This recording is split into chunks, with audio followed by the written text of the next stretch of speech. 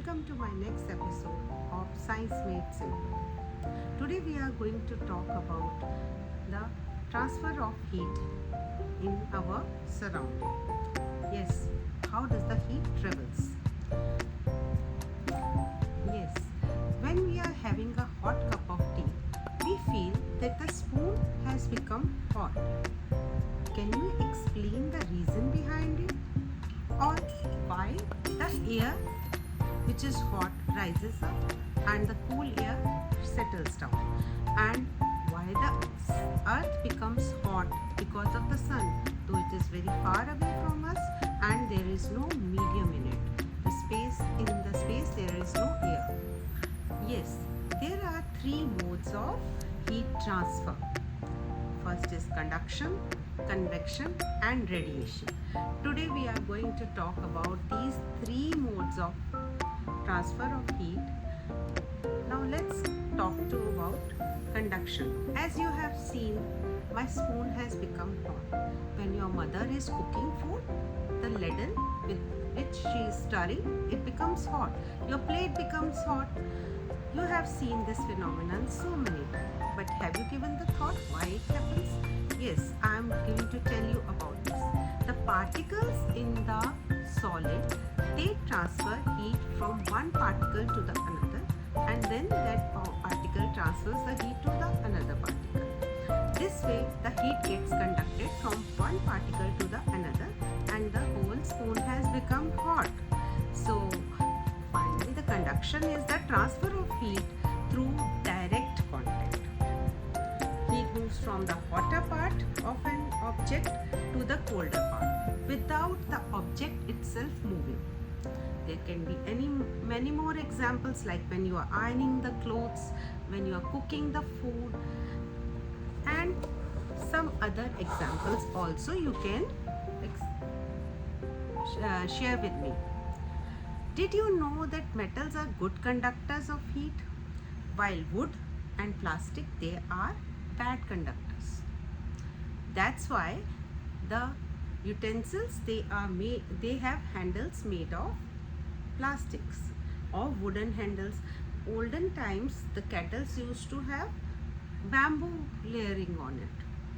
This helped that part to become cool rather than becoming hot when the temperature of other part has risen. Now next part, if we talk about movement of heat, transfer of heat in liquids, in gases, that is transferred by convection method. In this, heat is not transferred from one particle to the other. If you observe boiling of water, what you see, that when the water boils, the particles of water which are at the bottom of the utensil, they first get heated up and they start rushing upwards, and the lighter particles, the colder particles, they start rushing downwards. It's because hotter particles, they become light in their weight. Similarly, this happens in the air also. The hot air becomes lighter and it rises up, and the cool air settles, comes down. This circulation of air goes on and on when you put on the AC. That's why you have seen that AC is always placed at the top, so that the air above becomes cool and it rushes down, and the hot air from the floor rises up. This phenomena you can see in boiling of water, sea breezes, land breezes, hot air balloons rising into the sky. So these are all the examples of convection of heat. Now next come to the radiation part.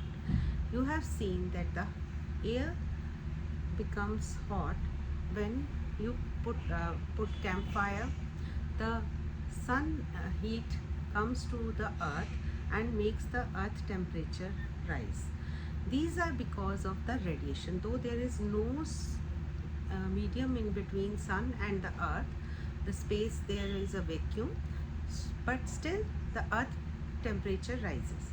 These are because of the radiations. Radiation transfers through the electromagnetic waves.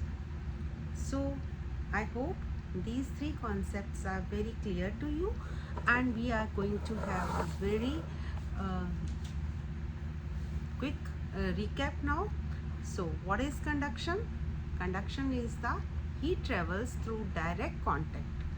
Convection, heat travels through by the movement of liquids and gases. Radiation, heat travels through waves and needs no medium. Conduction is by touch, convection is by flow, and radiation is by glow. Let's test our knowledge. Which mode of transfer of heat warms the earth from the sun? Think about your answer before I reveal them. Yes, the answer is radiation. Excellent if you got them right. Now, finally, heat is everywhere around us, and understanding how it travels helps us explain many everyday events, from cooking food to enjoying sunshine and even understanding weather. Thank you for listening to the Science Made Simple. If you enjoyed this episode, share it with your friends and keep exploring. Thank you.